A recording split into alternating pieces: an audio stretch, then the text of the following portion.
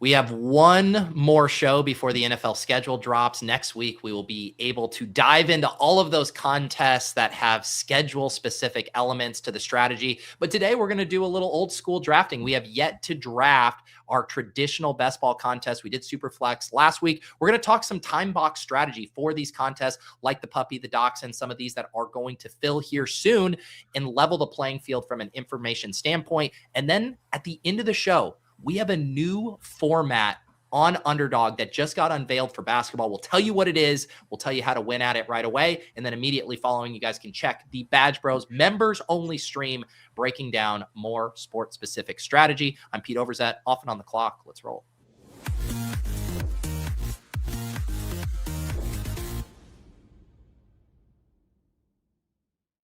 All right, fellas, it does feel like the calm before the storm here as far as drafting without the schedule. We're starting to get some leaks coming out here. How are things going in your guys' neck of the woods? Pretty steady, man. Pretty steady. Just grinding these baseball slates as usual. The schedule leaks. The only ones that I've seen have just been like the joke ones, which have been pretty funny. But like I saw one that was like schedule leak. Jags at Titans, 1 p.m. Sunday. And like that was it.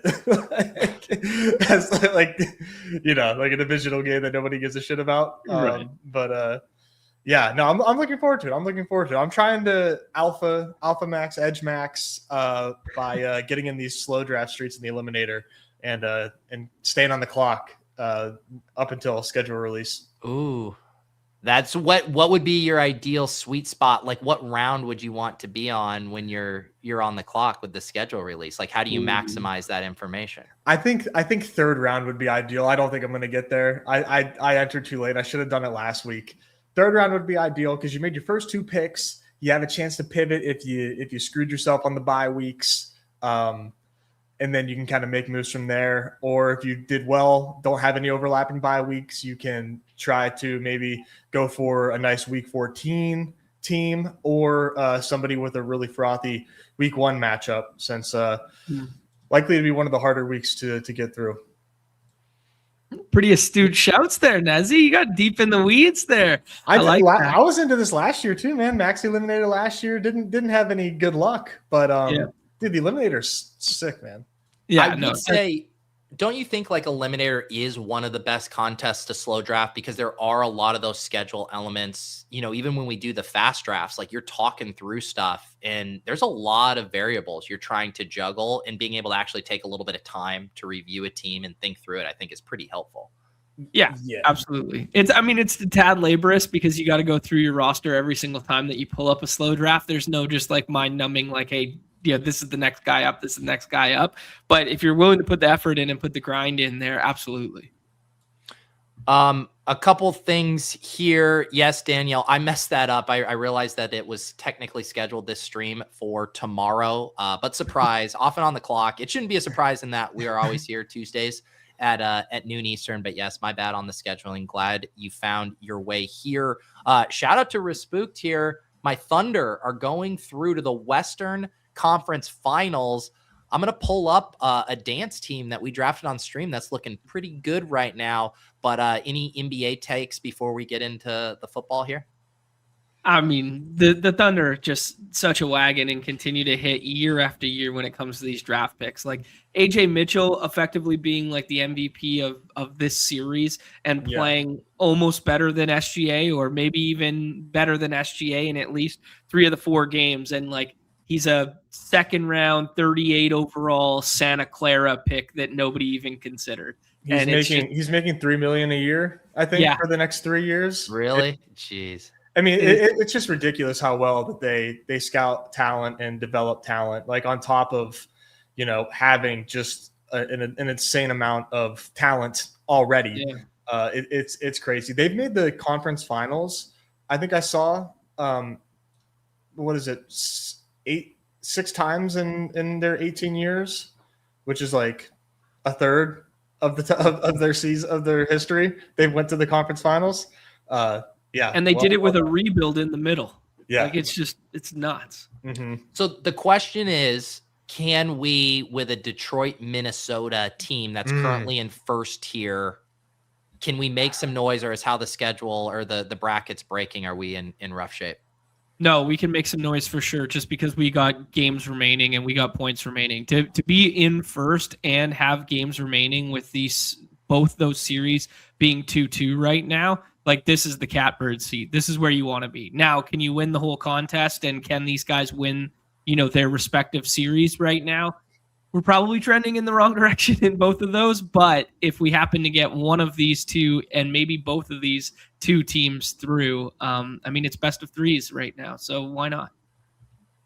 What do you think, Nez? You look a little more skeptical in your eyes. No, I'm just like, if we had the nut run out and we get to the finals and this is the finals team, like, I'm just thinking about what I'm going to do with my 50 divided by 4 winnings there. I mean, what am I going to do with all this money? Because this team is such a wagon, and if it is a Wolves Pistons finals, like, GG's to the field. This is the nuts. It's a sweet team.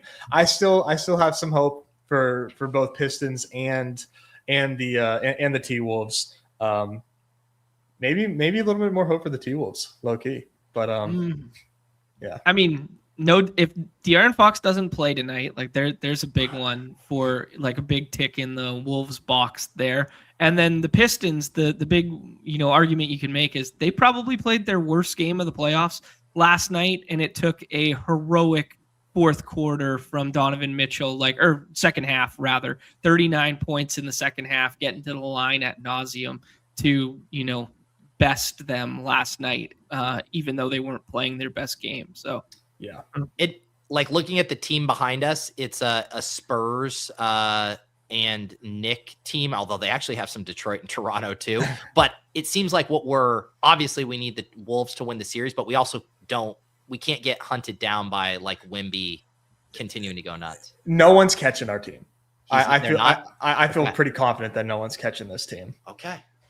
All right. I love your confidence. So we just need.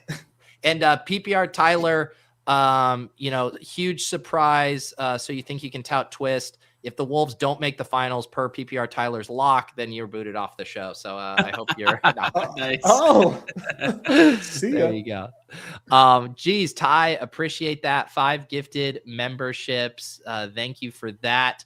We did a impromptu after dark last night, where I went with the production team, Zach, and Lou joined there, kind of gave some people some feedback.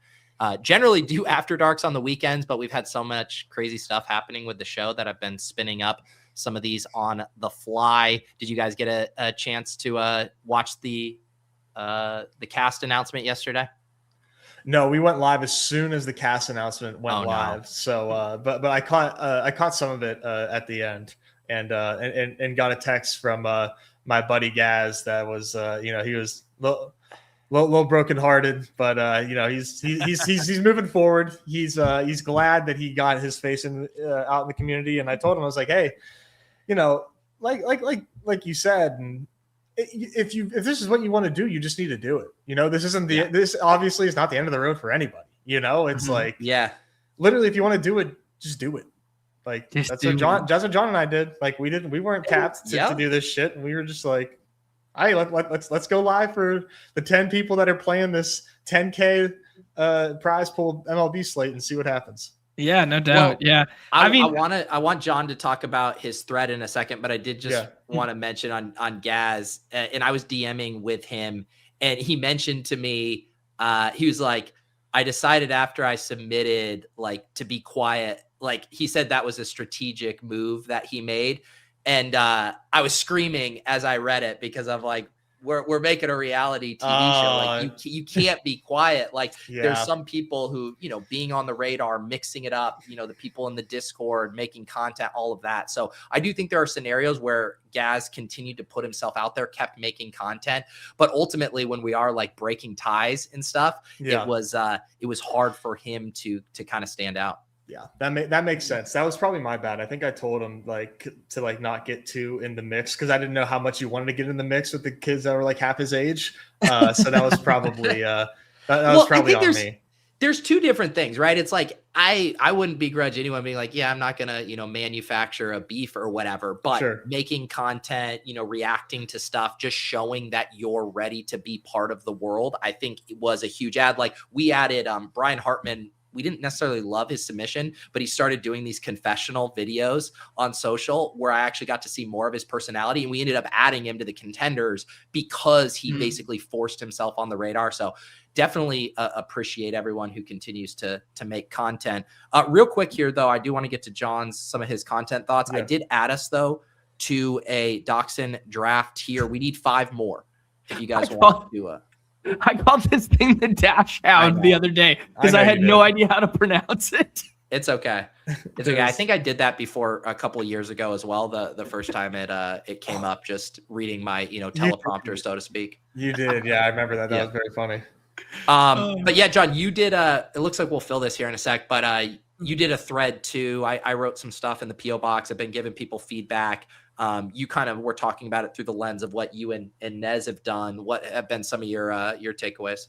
Yeah, I mean, I thought about it for like way too long before actually starting to do it or starting to get involved, because I was admittedly like self-conscious about like how would it be received and like, would people like me and this sort of thing. And like, there's so much that just, if you put forth effort and you show your true colors and you don't put on like a persona that's impossible to replicate like time and time again, like people are going to naturally gravitate toward you over time if the subject matter is something they're already into. So I'd be less caught up in like trying to appeal to what other people want from you and just organically be yourself. And some personalities don't mesh like that for like contests like this because you do have to stand out.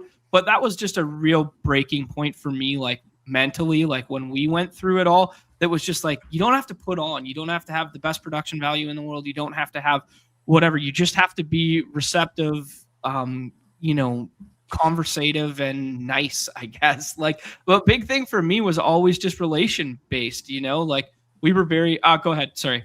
You guys. Yeah. We'll weave this conversation. Do you like Chase or Puka here at the top? I'm Chase. Yeah, me too. The one thing for me was just like relation based stuff. Like we got in early with you, with Underdog, we were very fortunate that like, people took chances on us really early on just by having to know our like Twitter screen names and stuff like that, where guys gave us opportunities. And then for me, it was always like, let's pay that forward in any way we can now with Winner's Circle, with Dog Bowl contestants coming on, with all that sort of deal. So, man, I'm more than happy to platform anybody. Not that we have like some big, huge, massive audience, but more than happy to platform anyone who's, pushing forward in this contest who just wants to talk a little ball.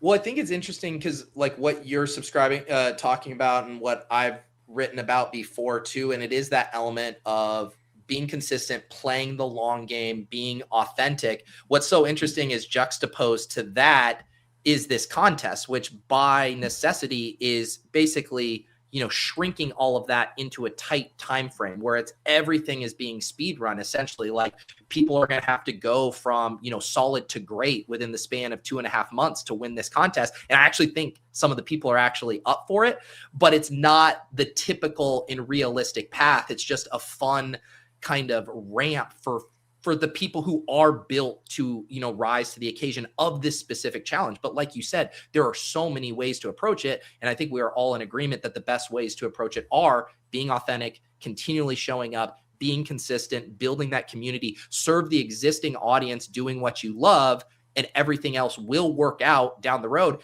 And why will it work out? Because you're having fun doing what you're doing and you're not trying to, shortcut the process. So it is kind of funny the way like we think about the long game, and by necessity, this contest is more of like a short game type element. Yeah. I mean, it was just never a chore to show up. And then I think that's what really helped separate Nez and I, that it was like, we were there by our own choosing each and every day. Like, Mm-hmm. Yeah, that's a big part of it. Cause it's there's definitely ups and downs, good days, bad days, but like, just showing up. Dude, just the repetition and the being consistent, dude. Yep. And then, Eggers will tell you if you're not being consistent. Oh, he'll tell you. No, I'll let you know real quick. He'll tell you. All right, we are in the Dachshund draft here. This is an $8 contest, 4-entry max, $30K to first. We started with Jamar Chase. We're back on the clock here. Trey McBride, Brock Bowers, Nico, Love or Jacobs if you want a running back. What do you guys think? I'd say Jacobs or Bauer. Yeah, Jacob or Bowers. All right, let's see if we can push. Ooh, let's go. Let's be streamers again, man. Let's draft some zero RB. That's right.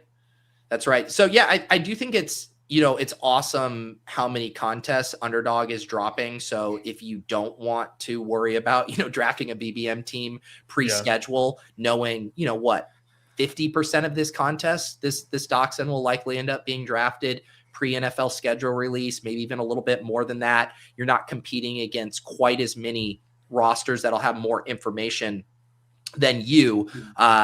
I think it'll be fun for people to take advantage of those Timebox contests this year. Do you guys want to grab Jacobs here? He does come back. Yeah, I'm good with Jacobs here. Yeah, let's say Jacobs. I was. Were you taking Pickens for a sec? I was. But right, we'll do Jacobs. I overruled John on the first time we took Jacobs. Maybe we can do like an anchor or something. I really like the Bowers price tag right now. Just like in a vacuum. But when I was looking at that, I was like, what's going to be easier to push around the corner? One of the two tight ends, because someone's never double tapping, right? Sure. So I was kind of like in the camp where you take the running back at the front side and then hope one of the tight ends come back. But they were also like top of view point for people. So that was probably the way to do it. And we kind of got the start that I wanted at least. Yeah. Yeah. Jamar Chase, Brock Bowers, Josh Jacobs. Are there any other things you guys are thinking about from a Timebox perspective or things you're trying to do? Obviously, the drafting landscape will change a bit, come Thursday. I think that we got tagged in a tweet from RS Carr. Is that how you say his name, or like R Scar? I always call him R Scar. R Scar. Yeah, and he did something that was like basically porting one of our daily principles into the Timebox from like a leverage standpoint, knowing that, hey, there's not going to be enough CLV that takes place during the drafting window. The CLV takes place after the fact when, guys move by the end of summer kind of thing. And he was just like, let me find two guys that won't be paired together and pull them up to the 1-2 turn. And, you could debate till you're blue in the face if you like the players or if you like the decision to do so. But he went Neighbors and Rice on the right-hand side of the board. And you guys could see, like, even in this one, Respooked there pulls up the KC bet on the right side and pulls up Rice with Walker. So very similar idea where it's like, these aren't that far off. And if we're looking at like the week 17 lens, like how different will that be projecting than like Hampton and Cook or Cook and Genty, who are there every single time, who are paired together every single time. So I do think it's a really cool exercise in the Timebox contest if you have a lean like that. Yeah. I do think being aggressive, we always talk about it with BBM where it's like, I'm not at the start trying to mess with my combos and get super unique, but I do think about it middle to late August, looking at my portfolio.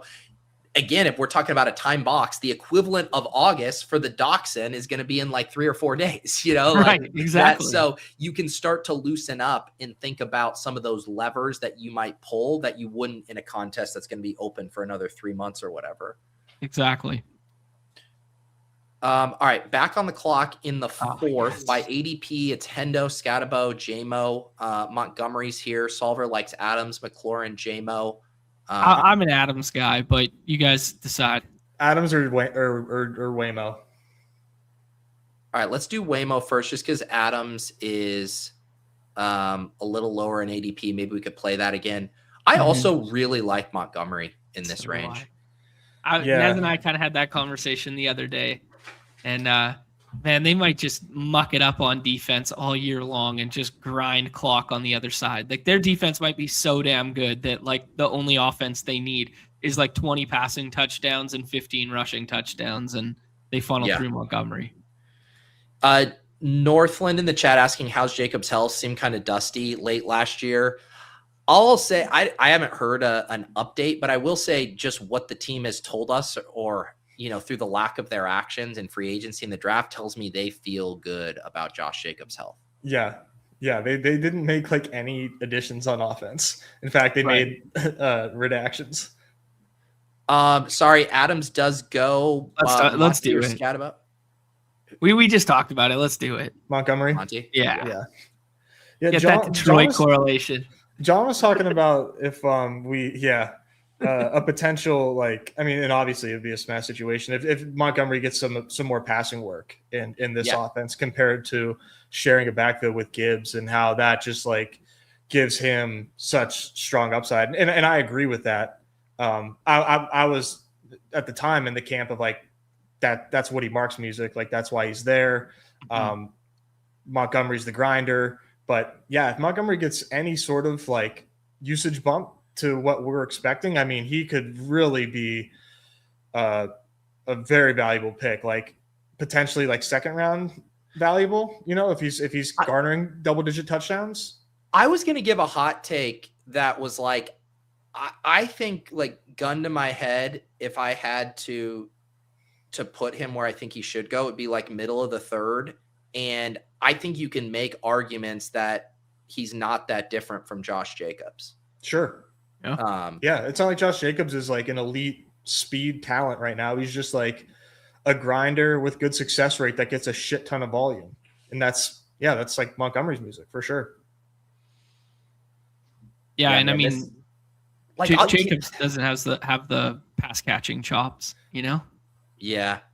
And like you said, the thing Jacobs has going for him is just they don't have the threat of another pass catching running back on the roster where theoretically they can slide Woody Marks back into that role. I mean, that was his profile in college, right. But he was just so uninspiring every time he touched the ball. It's like you got to imagine that they're only giving him touches in an absolute pinch. Right. Yeah, I agree. They went out and got him. They gave up a good bit of capital too. Yeah, people forget David Montgomery, vision of Le'Veon Bell, strength of Ezekiel Elliott. It is so funny too how, the career arc for David Montgomery has been wild. Like you said, coming in with that kind of pressure, then being pretty intriguing. Had that, I think it was on Chicago at the tail end of that 1 year where the schedule was really nice and he just went insane. Yeah. And then he was like, first he was like the handcuff that we're all pissed about with Gibbs, but then we're like, it's cool, man. There's enough touchdowns for both of you guys. Like, we're okay with it. We'll draft you in the 7th round and draft Gibbs in the 3rd or whatever. Yeah. And now we're like back to thinking about him in a completely different light again. Mm-hmm. Yeah. Like he's gone from prototypical dead zone back to like exciting handcuff to like now, hey, standalone entity, here we go. Yep. And to me, it's just fun to bet against Woody Marks. I mean, we watched him in the flesh, the three of us, when he got 20 plus touches that Monday night game against KC. And I swear to God, he averaged 1.2 yards per carry that game. Yeah. Well, a few weeks later, I watched him in Pittsburgh and he got way more yards per carry than that. Oh, that is true. You're right. He had a little redemption. Yeah. The Steelers stink. So that's why. All right, we got Jacobs and Monty. We got Chase and JMO. Bowers. Burrow goes one ahead of us naked. Wow. JT Vinegar, get out of here with that. Hilarious. Burrow, Chase Brown stack. Let's see here. Metcalf, Pierce, Washington. I kind of like DK. Yeah, I'm DK or Marv. Who do you like, Nez? DK. I'm so spooked on Marv, man. Me too, man. Like, the quarterback play doesn't look solid. Like, if you just give me what DK's been the last 2 years, now that we know Rodgers is going back, like, I'm totally fine with this at this price point. And who knows, he might even have a better role with like some of that underneath stuff going away and just opening him up a bit more. Yeah, I don't have the imagination to make a bull case for Marvin Harrison. Yeah, I think the bull case is just he like sun runs touchdowns, and has like a few like really nice spike weeks where he hits on like a 60-yard touchdown or he scores 2 red zone touchdowns. Yeah. But I don't know. Back on the clock here, we could do a Ramondre or Pollard if we want a third running back. I don't see any quarterbacks for us here. Pierce, Parker, Washington would be other options. I like Ramondre. Okay. Yeah. I'm good with Ramondre. Yeah, this is a weird tier of the running back stuff. I was almost going to float Warren but we can do that with a cheaper price point later, just for a little bit of that Pittsburgh correlation, like something Ness has been talking about with like the teammate correlation without quarterbacks, how it's just kind of like underutilized, and we get hell bent on making sure the quarterback's in there. But yeah, I think Pollard, Ramondre, Warren is kind of like a grouping that I'm fine with, you know? Yeah. Yep. Yeah, and Garage saying my elite tight end teams have looked bad at the end. Curious to see how you land this one. Zane also saying hasn't mastered elite tight end builds this year. I think what makes it so tricky, right, is once you do it, I think you're always going to be okay at wide receiver. And then you basically have to choose, am I going to be weak at quarterback or running back? Like you're going to have to pick one of those poisons with elite tight end. In this one, we have chosen quarterback because I like our running back room, Jacobs, Monty, Ramondre. But I look at these players, Metcalf with Rodgers, Monty with Stroud, J-Mo with Goff, Jacobs with Love, Bowers with Mendoza. We have a lot of relatively cheap correlated quarterbacks that I think we can make it work.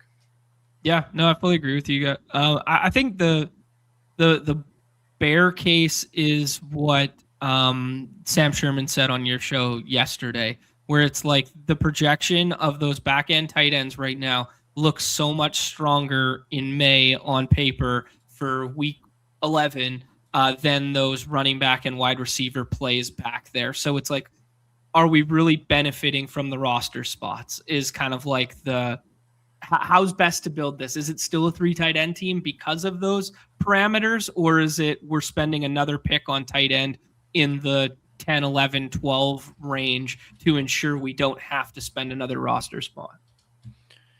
Yeah. And I think, the McBride stuff has been tricky with it too. Obviously, there's been a lot of conversation about the Jacoby and Carson Beck stuff. Mm-hmm. But I do think Bowers is that one guy that you really could see. I think Loveland too. I think Bowers and Loveland, just from both offensive environment, where I think making that risk is worth it. Dank was really selling us on Godwin the other week. Pittman Jr., Trevor Lawrence as well. One of these wide receivers, I think. Yeah. Yeah, Pittman has the correlation with the DK stuff. Godwin gives us a Baker out. Good with either. Yeah, I'm in on Godwin. I kind of like buying back in on him. It never feels good like having to make an excuse for a guy coming off a bad season, but Booga kind of emerged. Evans was still there, and he was just like clearly recovering from an injury that I was surprised he came back so fast from. I mean, I saw his foot do things I've never seen a foot do on the football field, and he came back so soon, and I was shocked by that. We're back on the clock here. We could take a naked Lawrence at this price or do Pittman or Laporta. Laporta could set up the double with Goff as well.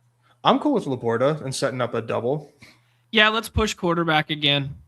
Yeah. And then we can obviously, we're going to call it at tight end. We're good. Yeah. This will be an interesting team when it's all said and done. I'm excited to see what it looks like. And again, people do whatever with quarterbacks, so can't bank on anything. But the Amon-Ra drafter has both Allen and Lamar, which gives us pretty good coverage for Goff. You would think. Unfortunately, he's such a freaking wild card because he took him back to back right there. So he might be like, eyeing up his Amon-Ra stack there. Probably is. It's true. So here's the squad so far. We got Jacobs, Monty, and Ramondre at running back, Chase, J-Mo, DK Metcalf, Godwin at wide receiver, Bowers and Laporta at tight end. This is definitely one of the teams. If we can make it work at quarterback, this thing is going to look pretty filthy, I think. Yeah. Mm-hmm. I think so too. One thing on the Pittman, and again, this is just like bro science vibes, but I lean to wanting to make a bet on either Metcalf or Pittman. I think if given the choice as opposed to both, I understand the benefits of correlating, but I kind of like the idea of either, Pittman doesn't generate as many targets as you might think, and Metcalf kind of has less attention, and we really see an efficiency spike from him this year. or the Pittman thesis really hits. Aaron Rodgers and his 4.3 ADOT, just peppering him with 10 targets a game, and Metcalf kind of looks overvalued or a bust in this range. I know there are very many ways it could go different directions, but that's kind of like how I like thinking about it in my head. No, yeah, I like that because either way you can add Genie Bernard to it anyways, or you can add a tight end to it anyways if you want to. Yeah, go for the stack in that way. But spending high draft capital on a team that plays slow, bleeds the clock, and doesn't necessarily throw deep all that often doesn't feel like amazing in round 6, 7, 8 or whatever that was. I still think that they're gonna throw. I like the ADOT for Aaron Rodgers has like no choice but to increase.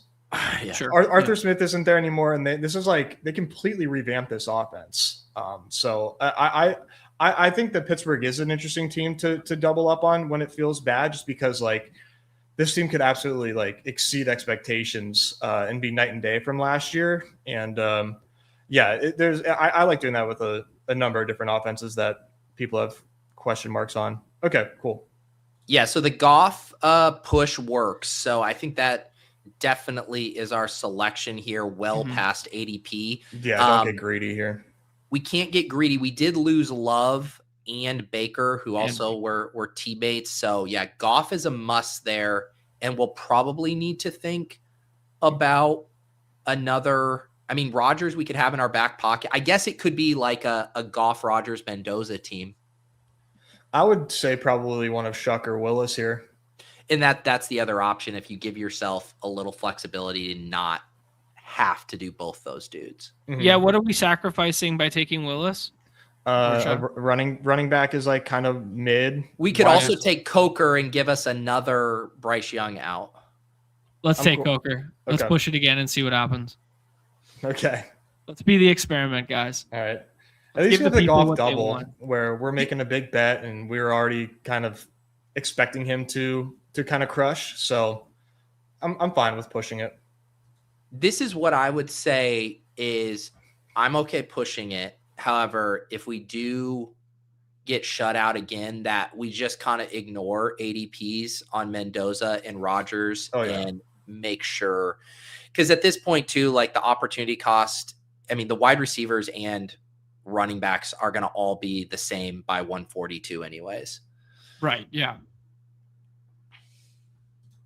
So here's the squad so far. We do have the Goff double with JMO and Laporta. Those 3 running backs through 75, Jacobs, Monty, and Ramondre. Got a really nice wide receiver room. Chase, JMO, Metcalf, Godwin, Coker. And then the tight end room's jacked up. Bowers, Laporta. We'll get our token rookies at some point. Oh, yeah. But yeah, humming along here in the Dachshund. Yeah, nice balanced build. Strong tight end room. This is nice. This is what happens, man. We haven't drafted a vanilla best ball team in a while. We come through and just nothing but net, man.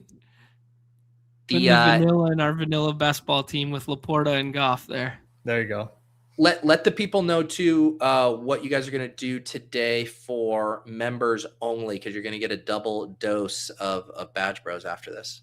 Yeah, every sport that's left in the lobbies, I'll be drafting it. So we'll do the brand new NBA salary cap game. I did about 10 of them this morning there.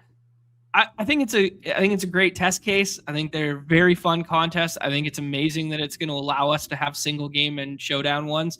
I think the pricing probably needed some amendments today, just from like my stance on like how the builds would be, because I think it does set up for a dupe fest today. But the hockey ones have been going fantastic the last 3 slates or whatever we've had with the hockey ones. So yeah, we'll talk through some of the angles there. A lot of that just is because Fox with this Q tag looms so large and his contingent plays are so cheap that everyone's just trying to pair the contingents with Wemby over and over again. But and then we'll talk through the 10-game baseball slate as well. Got some takes there.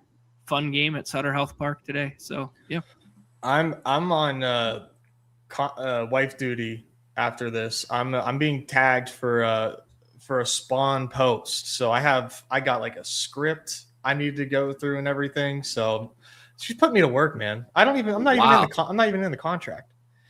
Who do you guys prefer here? Stroud with Montgomery or Young Bryce with Coker? Because we could try to get both. Yeah, let's go CJ and C. Let's go CJ and C. We're gonna have enough Bryce this season, as you know that. I mean, maybe. He was cheaper last year. I feel like maybe not. Well, all the mid-tier quarterbacks are a little bit more expensive this year because the ambiguity at the back end isn't there as much.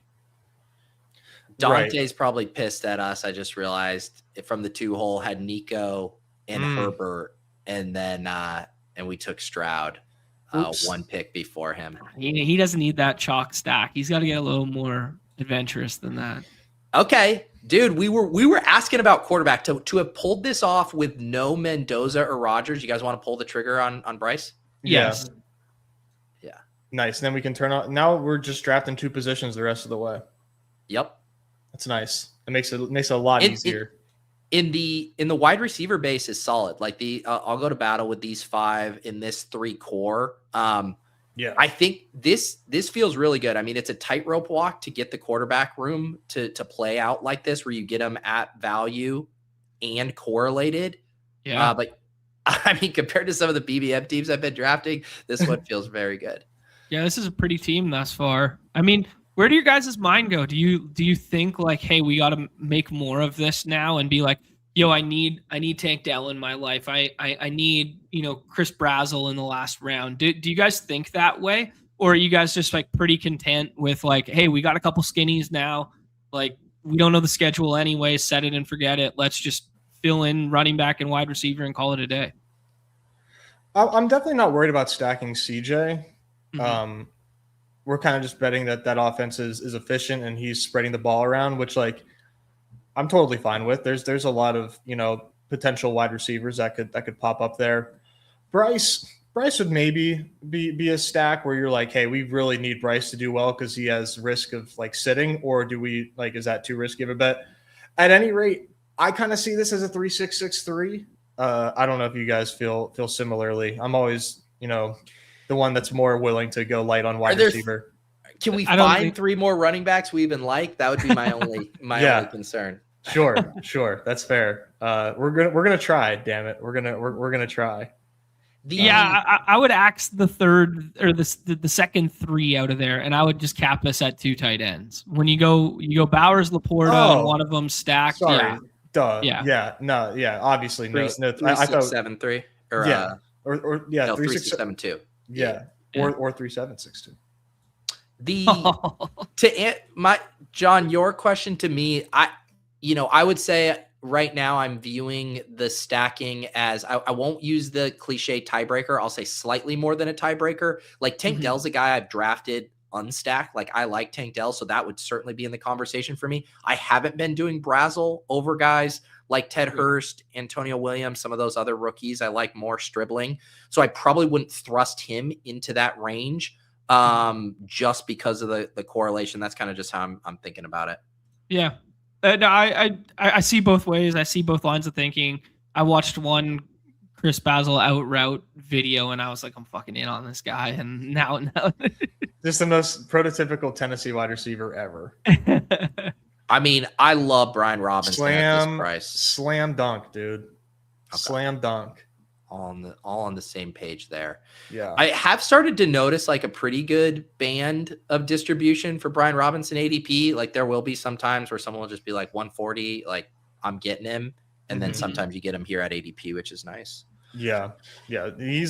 People have like, a stench on Brian Robinson for whatever reason, but that he's got that Tyler Algier role that is very real with like immense handcuff value, obviously. It's funny that last year you're like, oh, take out Tyler Algier here, and you're like, oh, I guess, yeah, it's contingent upside, whatever, yeah. And then it's like, take Brian Robinson here. Oh, fuck yeah.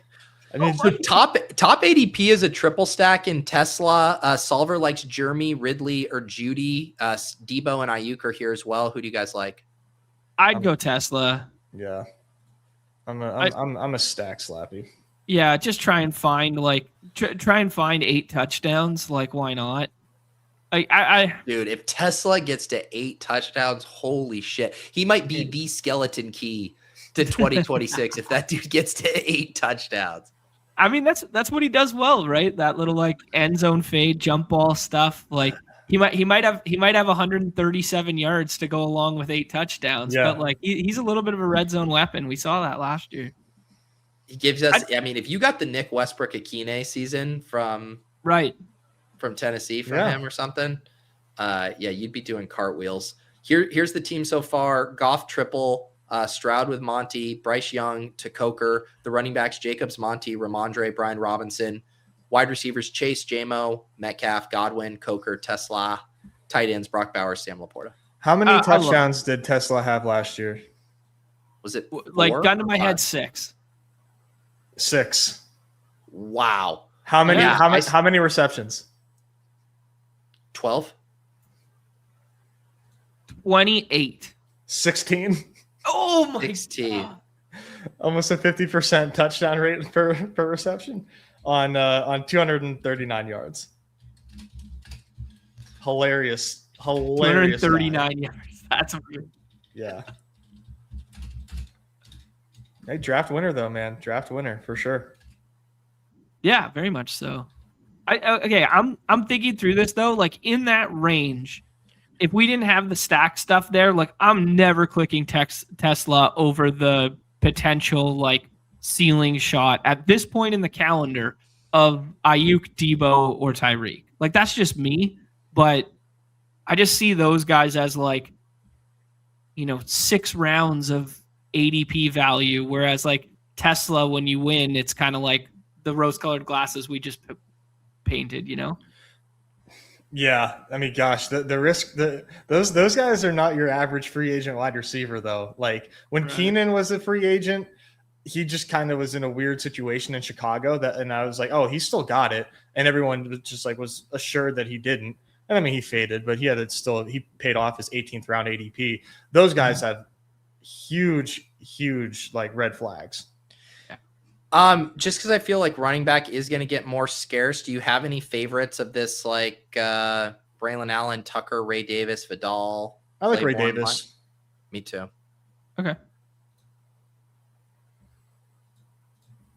I don't know if there's anything we have to have at wide receiver here. No, nobody here at running back is giving us points on standalone. So it's just like who's the sweetest handcuff, and it's Ray Davis. Yeah. So the running back room, I think is solid. Jacobs, Monty, Ramondre, Brian Robinson, Ray Davis. Wide receiver, we're definitely adding, and then I think it's kind of like a luxury pick there at the end. Yeah. You guys have a wide receiver you like? I do like Brazel. I'd probably just stack Brazel. Trey Harris is cool. Yeah, I'm fine. Adnan Mitchell. Yeah, just to name some guys. I think Tank went. Yeah. Okay. Yeah, I was like, I'm pretty sure the solver would have suggested that one to us had he not gone. But yeah, getting the double with Bryce Young. I mean, that's been something we've tried to do. Every year when you're doing those cheap stacks. If Bryce Young hits, obviously Ted Arroyo is going to be a big part of it. But if you can get the 2 other guys who come along for the ride, could be good. What do you guys think about Tank Dell not quite yet at 100%? It's been a long time since he's had this surgery. Yeah. He underwent 2 surgeries. I didn't realize that. Yeah. It seems like everything that I've read and seen is that he's on track to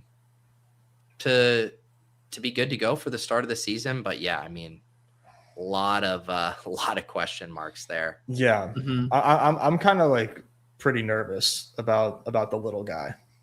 Yeah, and it's like like gruesome injury too. I think the thing that at least is nice about him is it feels like it's binary. Like if he's good to go, there is a defined role for him on this team.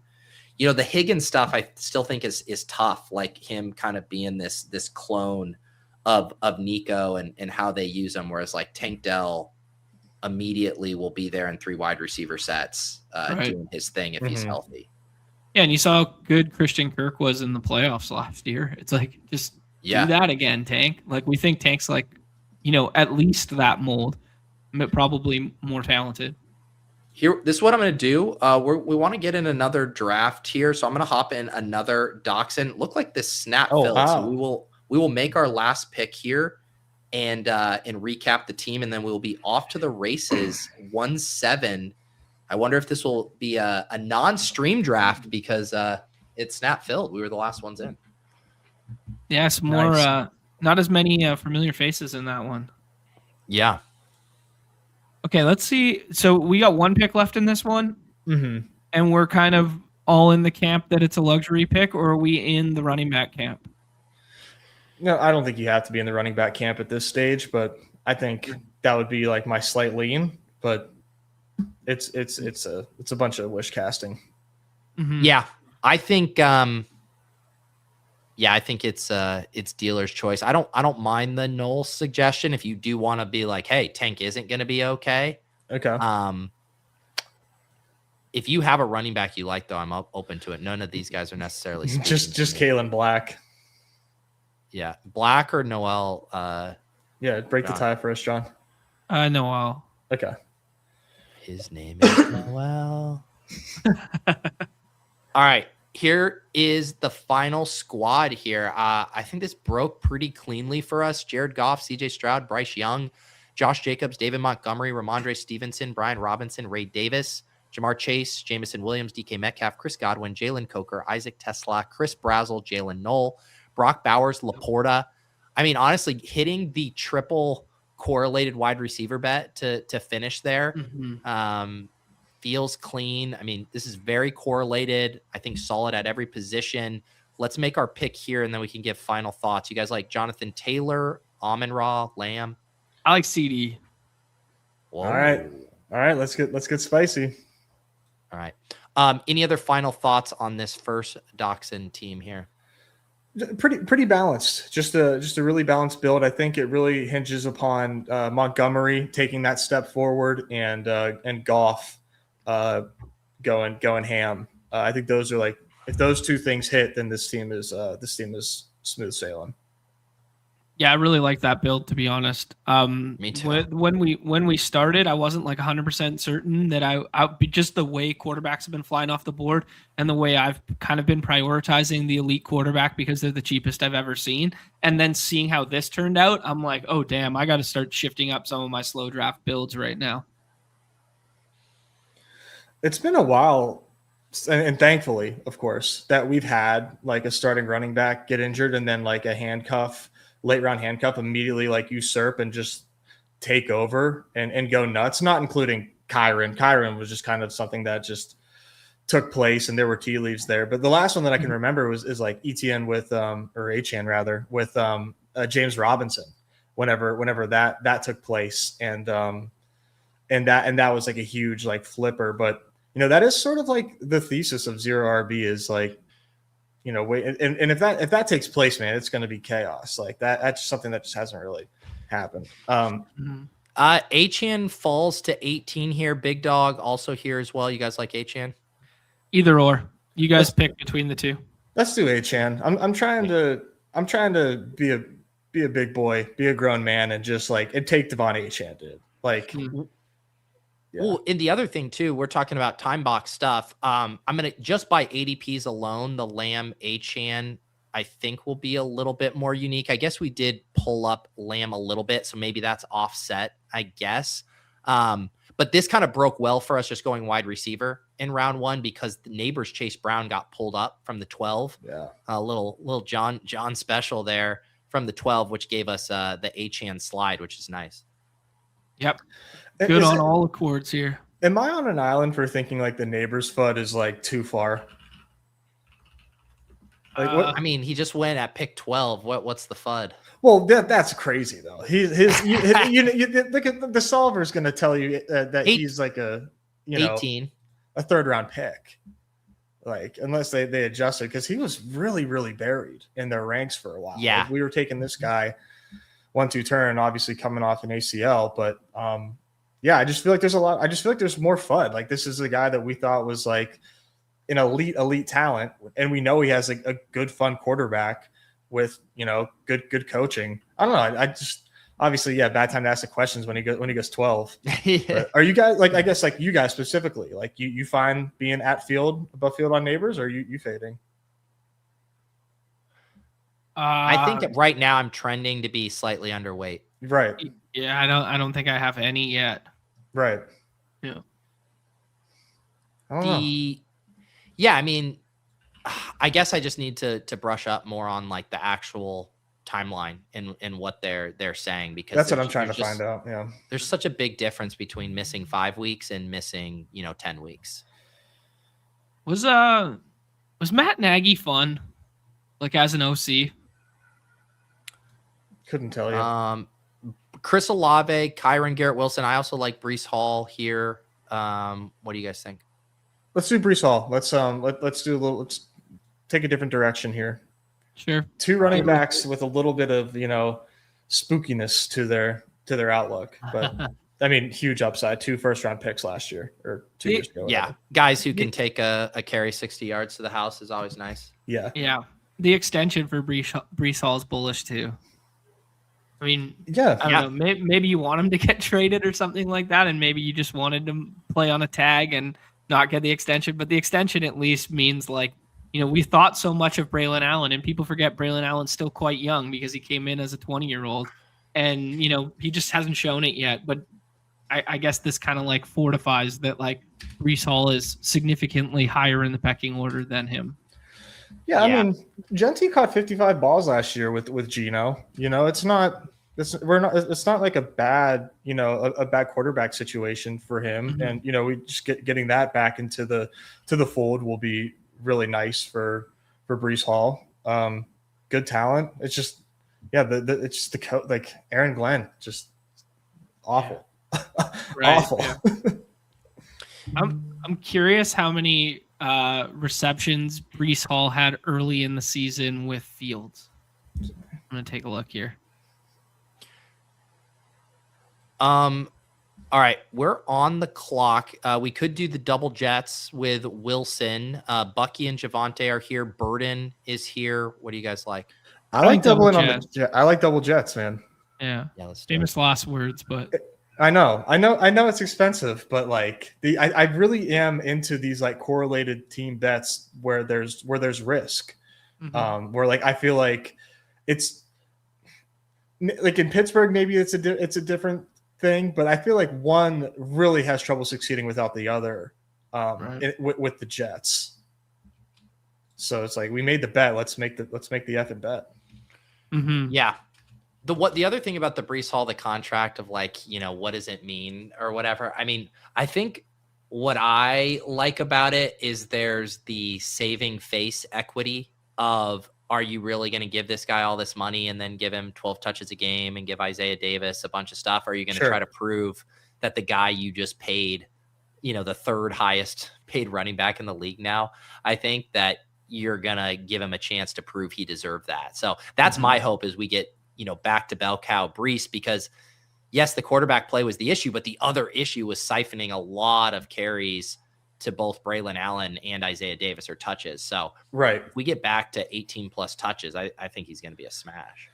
Yeah. And Braylon Allen looks cool when he carries the ball, but definitely a lot of evidence that he's not good. So it should be Breece season. If they're going well, man, it should be a lot, in large part because of Breece Hall being efficient. Okay. Yeah. I don't think we can pattern match with Nagy to running back receptions schematically, because they were dealing with Pacheco and Hunt and stuff like that. But Pacheco did have a 44 catch season, which would be kind of nice. But the Breece Hall stuff, it wasn't just a byproduct. I think it looks philosophical. It wasn't just Fields, because he didn't catch the football all year last year, let alone whether there was a split between weeks 1 through 9 versus thereafter. He had one game north of 4 receptions. So the Breece we want to see is the Breece from 2 years ago, the 70 reception Breece. Yeah. Yeah. All right. McLaurin and Loveland were fun slides, but they both go. Lamar is always here. You could go Judkins, Price. I also like Christian Watson a bit in this range. Watson or Judkins for me. John, yeah, break Watson. That tie. Yeah, I love Christian Watson. Yeah. I feel like it's just one of those rock solid picks. It doesn't make you feel anything in one direction. It doesn't make me feel scared. It doesn't make me feel like I just won the draft, but I feel like he's just a really solid 5th round selection. Right. Yeah, the health always scares me with him because like it's just never been there, right? Logie Yeah. Raj, counterpoint. Fair point. But he wasn't injured. Like the fact that he was healthy for as long of a stretch as he was, and they told us that like they worked on the imbalance, like the fact that it wasn't just like, hey, we hope he's healthy. It was like, hey, we think we diagnosed this, right? And now we get all the goodness of Christian Watson, which is multi-touchdown games, high long receptions. Like that's a really beautiful thing, man. Yeah. Do you think? Oh, go ahead. No, I was going to go in a different direction. Just you say your thing, Pete, and then I got a question after. I was just going to say with the Watson stuff, like I feel like he's passed, all the tests that we've asked when he came back, and they draft Matthew Golden. It's like, wait, like is he going to be like the alpha guy or whatever? And Watson like immediately leads the team in basically every receiving metric, and then they ship off, Wicks and Dobbs, and it's like, dude, there's still questions about Golden. The team still doesn't seem to trust Jayden Reed in 2 wide receiver sets. We'll see if that changes. Like, it's gonna be Watson and Kraft. Yes. Yeah. Maybe Savion Williams break. Dude, I haven't been a Judkins guy, but I'll scoop up that Dipperino here at 66. Yeah, I'm unfortunately drafting a lot of Judkins. Then you like this price? I do. This is the spot I take Jaden Daniels every damn time. Yeah, I feel you. I feel you. Pick. He's a great pick right now, for sure. Yeah. But why do you need Jaden Daniels where the entire thesis of your team depends on on the Jets guys? Yeah, Geno Smith. Yeah. No. No. This one I would have taken Judkins as well, but just what I've been doing in the 6th round is just elite quarterback every time that it falls to me, basically. Yeah. Okay, this is my philosophical question attached to Christian Watson. Does our brain remember and love guys who broke out as rookies and or in the postseason, like naturally just like cherish that shit and we hang on to it harder than other players? So like we're hanging on to Tank Dell, we're hanging on to Christian Watson because they did it. We saw it right away, like 7 touchdowns in his rookie year or whatever. Like, do you think we instinctively accidentally pattern match like that? I mean, we probably do, like for sure. But I think Watson's like a different story. This is just like a profile. This is just like a built for best ball type of player. Okay. I would say we do the opposite. I think we overly punish the ones that flash and then don't keep it up. Like, think about the Kyle Pitts arc, dude. We have been pissed at that dude for years after teasing us as a rookie. Even Brian Thomas Jr., we were like, oh, sick. Let's fucking go. You're the next dude. And then he burned us and we're like, God damn it. I don't want anything to do with this guy. Give me Parker Washington. Jaden Reed. Jalen Ward, Ramondre, Addison, Tucker Kraft. Let's do Reed and set up the double. How about Kraft? Yeah. Okay, Kraft. Sure. Same thing. Yep. Yeah, I'm above market on Kraft. I just didn't see him there because the ranks are not. But I love Tucker Kraft, man. Love Tucker Kraft. Pretty much all the things that you just said for the Watson Bowl case, as far as the departures of pass catchers there, and how good Kraft was last year. Like I'm so in on this guy. I feel like the injury, I think, is the only reason he's down here, but otherwise I think he's just like so mispriced. Yeah. Let's see here. Go Easy Card says Nez done a pick'em for his top 3 picks for tout winner. I mean, Nez has friends in the contest, so I'm sure he's a little biased, but you got any guys you like? Yeah, I mean, I don't know about a whole pick 3 and for 6X with the boost and whatnot, but I'm team Rickadoozle, dude. I think another endorsement. So I will say caveat, like I'm a notorious like contrarian I love to be a hipster. Yeah. I think Rick actually is just like very, very overhated and like actually like yes, he's entertaining, but I think he's like yes, I think he's good, dude. And like people are no, he's like you can't actually think with an objective mind that dude's bad on camera, man. He's good. He's good. I mean, like I said, I mean the fact that he would not have been a lock had Mayo not liked his submission. Like the locks had to have gotten a high review. Like wow. we weren't going to, like some of our favorite submissions, Max, Kurt Rambis, these guys, like we didn't give them lock status because Mayo didn't like them. And we really factored that in. Obviously we were going to get people in the competition we thought deserved another crack, but Rick earned it from both Mayo and the other people here. Addison, Rico, Warren.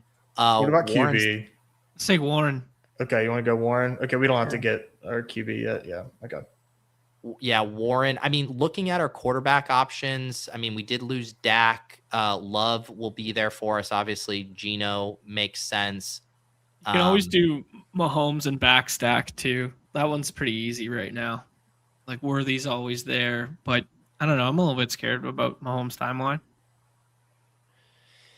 We're in really good shape at running back. So we'll be able to make sure that we are, getting at least 2 quarterbacks probably in the next 3 rounds is probably going to be our goal here. Where did Dak go in this draft in round 8? Yeah. Where did Dak go? Dak went to Dan here. He had George Pickens. And so he went May with Hendo and then came back right away and took Prescott at pick 75. What is his ADP? 78. So yeah. Okay. Sure. Yeah, I mean, I watched yesterday's video and been following along and that sort of thing. I'm not ready to give anyone a crown or make my lineup card to influence things just yet. But I'm very intrigued by some of the people that we haven't seen a lot of, like I'm familiar with Chad Candles and PPR Tyler and stuff. I'm very intrigued by Zach McDonald. Like I want to see where this hair takes us. Like, like he's in the content space, he works for, a big, I don't know how big the score is there, but the score used to be like a network up here. Like it was like a TV highlight network before it became the No Dunks guys used to be underneath the score umbrella before they did their move to the States. Yeah. Yeah. Yeah, so I'm intrigued there. I want to see the Tony Squares like kind of heel arc, a guy who's like polished on camera but not really familiar with these people yet. Sorry, go ahead, guys. Yeah, do you want to take a naked QB like a Purdy, or do you want to like pull up Love or do like a wide receiver and Pittman? I think I'd take Kyler if I was going naked. It gives you backstack options. Shit. Sorry, I didn't get it in time. Purdy's fine. Purdy's fine. Purdy's going to score fantasy points. I was with you, John, that Kyler was a nice option there. I just I don't know. I got caught thinking about the score, I guess. Yeah.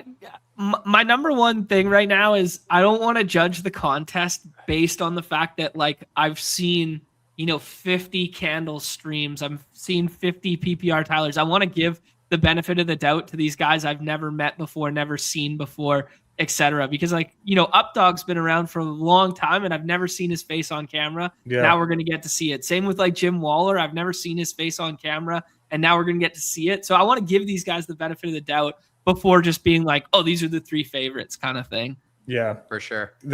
Someone in the chat saying Cups is high on the list. Yeah, Alex Cups is if you're in the contest, I'd be worried about Cups, man. He's got it. Okay, nice. Jordan Love here. Kyler goes, so that's an easy click for Love here. Perfect. Yeah, I think that was kind of the sweet spot for us to get double QB there.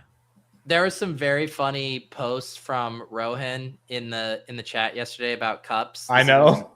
Deposit Kingdom Discord. We have a So You Think You Can Tout channel. He goes, it's not a competition for best ball streaming. He's talking about Cups. I think he's got a great shot at the crown. However, look at me. I'm pretty and smart and have a great wife and career as a software engineer angle is a pretty brutal burden to bear. And then he posted one of those memes of like the dolphins with the rainbow and saying POV Alex Cup's worst day ever. That's so good. That was killing me last night. That's very good. The bits within the bits, so fun. I mean, John, that's what's so fun to me about this too, and what was kind of rewarding some of the feedback where it's natural. People are gonna gravitate to the people they know. If you watch someone on stream, if you're a Chad Candles fan and you watch him every morning, of course you're a fan of him. You're gonna want to see him succeed. But seeing the backstories get fleshed out, like even Goofy Chicken Man, like learning more about him as a teacher in kind of knowing really, his background and stuff, the Tony Square stuff. I think that's what's going to be so fun is there are stories to tell here. And I think once the audience gets more familiar with these people, then the playing field is going to kind of level. And then it's going to be let the best tout win, let the best man win. Right now, there's some natural built-in advantages because people gravitate to the people they already consume their content. Right. Yeah. Exactly. Yeah. Well I mean, that's see emo Cowboys fan ranking. I mean, right. Yeah. The thing that keeps living rent free in my head when I'm watching all this stuff, or especially the Mayo stuff, it's like, how would I fare in this environment? Like, am I cut out for this to go toe to toe with these people? I don't know.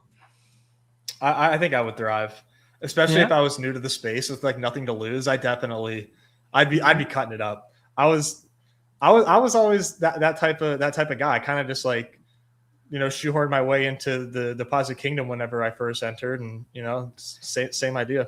Let's take Diggs. Diggs? Yeah. Well, what, you like someone better? No, I guess I maybe was a little too anchored to ADP there. I haven't really thought about Diggs a ton, but I actually like it. Yeah, I like it. Could be a riser. Get some of that CLV stuff out of the way. Ooh, hoops. We got a hoops, Nez. What happened? We got Dylan Harper, who was the best pick in salary draft this morning. Just got a late edition Q tag. Wow. He was $30. He was $30, and he's been playing very well. And he was a direct beneficiary. What I always screw up the word. Beneficiary. Yeah, I always say both. If Fox was hampered in any regard with the ankle. What Damn, dude. Be interesting. What how different? Because I haven't done one of the salary cap ones, and I know you're going to talk about it more. But how much is the salary cap element resulting in a different order of players relative to ADP? Crazy. In the hockey stuff, a lot. In today's basketball, not at all. That's the issue. I think it was today. I mean, Dylan Harper was like a 4th overall pick. Yeah, in some of the rooms for sure. Yeah. Yeah, in the smart rooms. Yeah. So depending on what Deke does here, okay, he does take Shakur. I'm still a Travis Hunter guy. I like him. Omar Cooper, if we want to set up a giga stack, we could also shut it down at quarterback with a Malik Willis pick. Let's go. Malik Willis. We've already made this HN bet. We want the dump offs to him. There's going to be wide receivers we like later. We don't need a cornerback on this team. Here we go. This is what we're playing for. We're playing for the schedule gets announced week 17, Jets, Dolphins, Malik Willis, rushing touchdowns, HN, and then we bring it back with the premium Jets pieces, and that game goes giga explosion. Too easy. Fins up.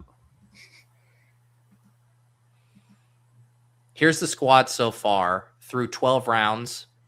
Brock Purdy, Jordan Love, and Malik Willis.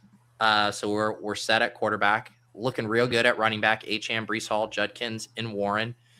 Wide receivers, CeeDee Lamb, Garrett Wilson, Christian Watson, Diggs. Tight end, Tucker Kraft. So we just got to find some wide receivers we like here. Yeah. Are there any of the Dolphins ones that you guys like? I saw that chart that Tom did where it was. Did he do the running backs one or the wide receivers one? Nez on the X that you retweeted. In terms of wide receiver, or did he do? Never mind. There was like a chart, and I can't remember. Those were running backs. Yeah, it was running backs. Okay, yeah. Someone else did it for wide receivers as well, and I saw that. Hey, I just wanted to give credit, but I didn't remember. And I saw that Miami is the team with the latest wide receivers going off the board of any team, and the fewest of them. Are there any guys that stand out to you for those like stack purposes, or is it just kind of like Willis is going to be naked or with HN? I'm definitely not too hung up on stacking Malik Willis. Yeah. Like maybe prefer him not to be stacked. Like if you're going to stack him, HN with the receiving leader for sure. But I don't think you like, it seems like everybody is kind of like wishy-washy on Chris Bell right now. His timeline, man, people are just like, he might not even play until like week 8 or something. Yeah, that's just all I've been hearing. I didn't actually read anything, but that's just from, and you know, if you can't trust a best ball streamer, who can you trust? But that's what I've been told. I think I see a pick I would like to make. You like Omar Cooper? I kind of prefer SYTYCT, dude. Oh, SYTYCT. Yeah, SYTYCT makes a ton of sense as well. Yeah. You cool with that, John? Yeah, sure. Smart people are talking about it. I'm scared, but he's a freak athlete. He's young. It's part of the Jets bet. You know, we're making that Jets bet.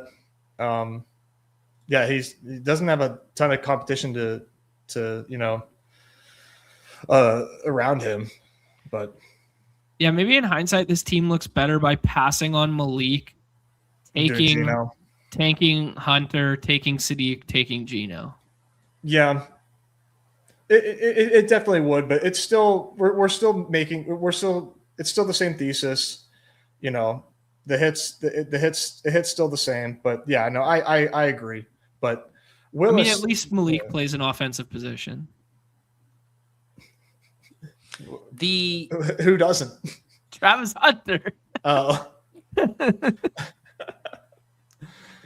John just can't let go of his Hunter's not Ohtani thing. He's gonna win Cy Young this year. You know what's funny is that Travis Hunter is actually better than Ohtani right now because Ohtani went 0 for 5 last night. Pete, he has an OPS less than half the league right now. Yeah. Wow. Can you believe it? Wow. Yeah. So yeah, put some respect on Travis Hunter's name. That's right. Guys, we are going to end up with just an insane Jets gigastack without the quarterback because we have to take Omar Cooper if he's here. Dude, I love this. I hate this. Well, I want to pass on Cooper because I want to take a Jet in the 18th. Oh my god, dude, we got to take Omar Cooper. Yeah, okay, insane. Okay, all right, yeah. I mean, if we're going to commit to the bit, you just got to commit. Dude, I love this. I love this. The Jets can't win with 4 Jets. Dude, I can't. We should. I want to put this one on X just without like any editorializing or commentary and just be like, just drafted a banger thoughts and like just the amount of Jets hate that'll come out of the woodwork will be glorious. Oh, it'll be beautiful. Ron Stewart might kiss you on the mouth, but everybody else is going to be just lighting you up. Here it is. We have drafted 14 players. 1, 2, 3, 4 of them are Jets, and we're not going to have the quarterback situation either. Who needs it? Perfect. The Sims are in our head. Who needs it when you can tell that Malik Willis is outscoring Geno Smith when it counts the most? I'm glad we're doing this though. Week 17. What if Geno's not the quarterback? This is sharp, boys. Oh, well, then I think then I don't think we're in week 17. I don't think we're playing football in week 15 if Geno's not the quarterback. Who has left to backstack Niners with? Stribling just went. Yes, Stribling went. Yeah, just the running backs. I mean Christian Kirk in the last round. You're right. You're right. Kirk is there. This team could potentially. I would. Okay. People are way too down on Christian Kirk, man. Dude was a baller in the playoffs last year. Yeah, I mean, he's in like such a incredibly better situation, right? Like Purdy, I'll take Purdy over Stroud for sure. I'll take Shanahan over whoever's the OC. I'm drawing a blank now in Houston. It was Bobby Slowick before. Yeah. I don't know who it is now. Yeah, so we're definitely running backs or wide receiver. Actually, this team could eventually have a third tight end if we really wanted it, but Solver likes Jeremy, Judy, and Spears. I mean, Spears is kind of the end of a tier group here for running back. I think we're cool with 4. Okay. And which wide receiver do you like? Jeremy. Homer. Yeah. Homer. If you got problems, send all complaints to Leone, bro. Like I can't. He's more bullish than me. Leone, it's a good bit, but Leone's hands are not on the best ball ranks right now. Yeah, right. He's not. If you don't think he's getting a copy of that slid on his desk every morning to approve or deny. Absolutely is not. I know for a fact because I asked him and he's like, I'm not thinking about best ball until August. I'm not doing the show this year. He's out of the game right now. He's retired.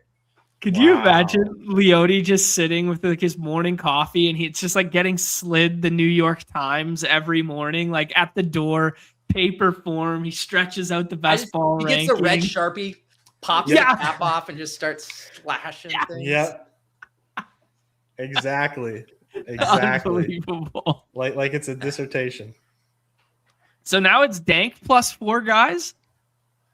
They got Dank. They got Jack Miller. They brought on Madison Parkhill. That's a good get. Madison's always been very intelligent. And then Herzig, I know obviously helps with the ranking. So they have a sushi cabal over there right now.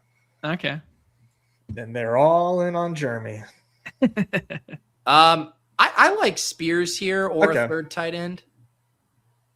We can. Yeah, I mean, he came all the way back. Nothing wrong with it. Yeah, Achane, Breece, Judkins, Warren, Spears. And then we're at a 3-5-6-2 with 2 more picks left. So we're pretty much done at quarterback and running back, and then for sure getting at least 1 more wide receiver, and then it's either a third tight end or an 8th wide receiver, I think. Yeah. That's a luxury at the end, I think. I'd lean third tight end, I think. And like Tungus fits this too in the same way that Kirk does. Yeah.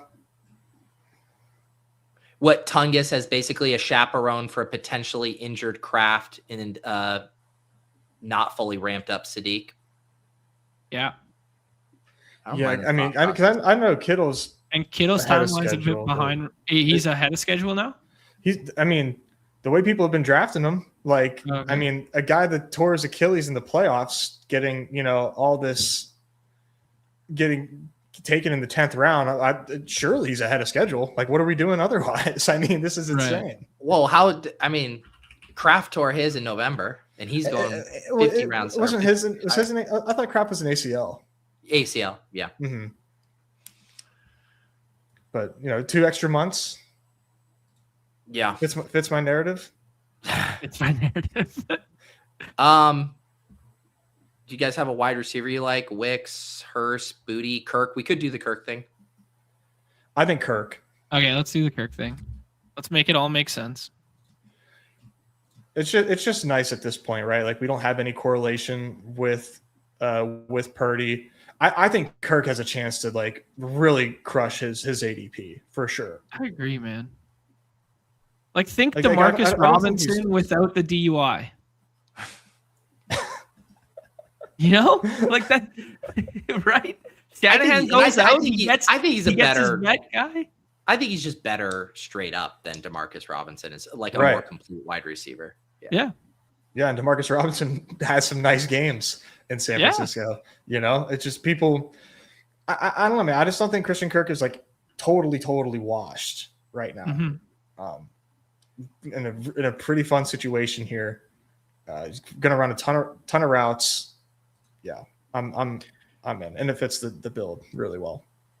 So it's interesting. Solver suggesting all running backs: Ray Davis, Black, James. I do like Ray Davis at this price. Dulcich with Willis. If you wanted a third tight end, Gesicki's here. What do you guys think? I think I'd make the team level Dulcich bet, but Who was the other running back? Well, Ray Davis is slipped a little bit here. Kalen Black would be the correlated piece. Let's do Black. We didn't take Black last time. Let's do it. Okay. Do another Niner. Why not? And right. Not just another Niner, a pass catching, quote unquote specialist. Yep. per many sources. I did have to write an overview joke about some of JJ's battles in the Twitter streets lately. All right, here's this second Dachshund team here. Got 2 drafts in with John and Nez today. We did good capitalizing on the quarterback window. We made sure not to get into that might not start 17 games territory, which is nice. Brock Purdy, Jordan Love, Malik Willis on this one. Achane, Breece Hall, Quinshon Judkins, Jalen Warren, Tajay Spears, Kalen Black, CeeDee Lamb, Garrett Wilson, Christian Watson, Diggs, Omar Cooper, Jeremy Bernard, Christian Kirk, Tucker Kraft, Kenyon Sadiq. The haters will say way too many Jets, but this team has a little bit of life to it. Yeah, I like this team a lot. Oh, interesting. Okay, you go first then. Go. I mean, I just think this is a really sweet team, man. Probably a little bit more RB heavy than I would have drafted, but I'm never going to be too mad at being a little more RB heavy and crushing that flex spot. Yeah, I mean, it's a lot of Jets. It's a lot of Jets, man. I get it. But I think that these pieces all correlate and synergize extremely well together. I really don't think one can succeed without the other. So you make the bet, make the fucking bet, man. Good love the quarterback room. I love Tucker Kraft. I like that team a lot. I mean, it's not that long ago that Geno threw for 4,500 yards and 30 touchdowns, man. It's 3 years ago. Maybe the scheme fit was just bad last year, and maybe Geno just gets to play a little bit of YOLO this year and makes it all work here. I mean, granted, he's 36 instead of 2 at the time in which he did that, but maybe Geno didn't flash last year because their wide receiver room was all 150th ADPs and down outside of the running back and the tight end there, who was hurt. Yeah. There you go. I mean, running back room, great, good quarterback room. I think Kraft and Sadiq are a fun pairing there. The biggest question mark, even aside from the Jet stuff to me, is just can this wide receiver room work? The 3 at the top are great. Diggs not on a team, 2 rookies, and then Christian Kirk. Lots of question marks there, I think, for the depth at wide receiver. Diggs is a fucking Jet, bro. Dude, if Diggs goes to the Jets, I don't can't be on a full-fledged AFC East tour. At some point, you just got to be done with that. I like this team. The reason I like this wide receiver room and the risks that we took were Christian Watson, I feel has a lot of room to run in terms of his ceiling, right? We're not drafting him at his ceiling at all. Where we were taking him second round, first round, a couple of years ago. I think Christian Watson's ceiling is very similar. Where we've never seen it because he's never been healthy, but if he's healthy and he's putting up this massive spike weeks consistently, I mean, those are just 2 guys that have a lot of ceiling where they can really carry a room. And I just this is to me what drafting is, if you're right, kind of looks like. Sure. Respected. Beautiful. Well, we did it, guys. We got in 2 of our time box contests. Like we said, next week we'll have the schedule, and then we can decide. I think we dive into Eliminator next week with the schedule. What do you guys say? Oh yeah, I've been itching. Yes, that'll be very fun. Let the people know your guys' schedule, including the show immediately following this one. Yeah, gonna push over to the Badge Bros channel. Maybe give me 5 minutes, and that'll be that. I'll do NBA and MLB, and then a puck draft as well mixed in there. So that'll be fun. And then remainder of the week, man, business as usual as the games come up. I mean, we're going to have a disjointed NBA schedule now with these single games, but if this salary, plays well and we get to fill these contests, let's make this the norm going forward for these single game slates. I just dropped in the chat the link to the Badge Bros stream. Make sure you guys are subscribed and members. You will get your value back tenfold with all of the premium content those fellas push out. Anything else for you, Nez?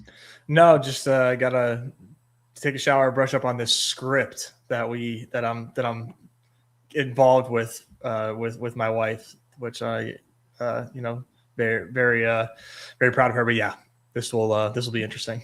What does it entail, Nez? Like what do we know anything about it? Yeah, it's gonna be kind of funny. It's a bottled water brand, and they don't put labels on their bottles, and they call them nudes. So, oh, kind of cool. Okay, should be funny.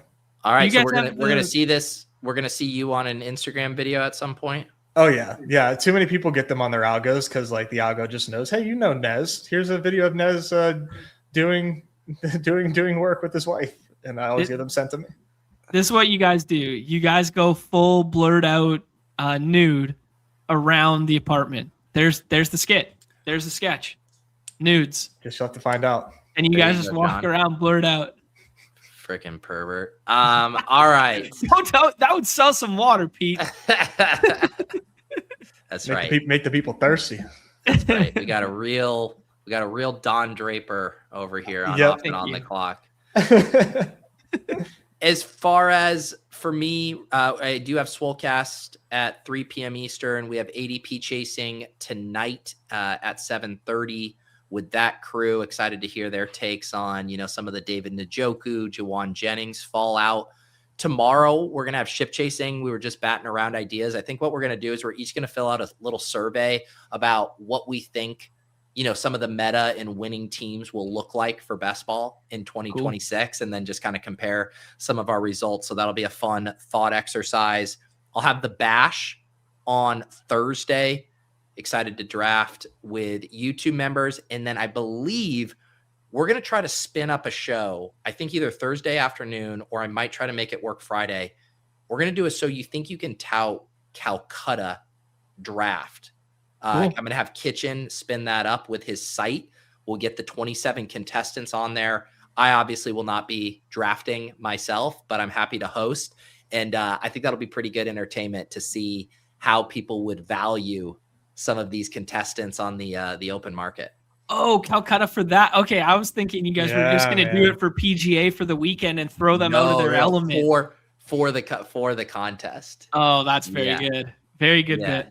Nice. Yeah, so that'll be fun too, because it is like, I think there's a few people that people have identified as favorites, but then so many contenders that I think could make some noise. So you might be able to get some good values over there. So yeah, keep an eye out for that. Appreciate everybody hanging out in the chat. Stay tuned for salary cap, DFS, NBA. What were you going to say, John? Is Jacob on ship chasing tonight? He should be. Why? Oh, okay. Well, we were supposed to hang out, me, him, and Hayden, but I don't know if that's going down anymore. Hayden's what time are you hanging out? Vancouver right now. I don't know. What time are you hanging out? I don't know. Nobody's responded yet. So I just well, the show's at 7:30 Eastern, which would be 4:30 your time. So unless you're going out for happy hour, okay. Yeah, I'm glad you're good. Although I do like the idea of Jacob and Hayden cutting you out of their plans. It's very conceivable. Very conceivable. There's a show tonight for sure. Yeah. Good. All right, guys, go check out John. Nez, are you doing the premium or just John? Just John. No, just John. Just John. I got to get ready. All right. Appreciate you guys. Next week, the schedule, Eliminator, all that good stuff. Go subscribe to the Badge Bros so you can get that premium stream. We'll see you guys.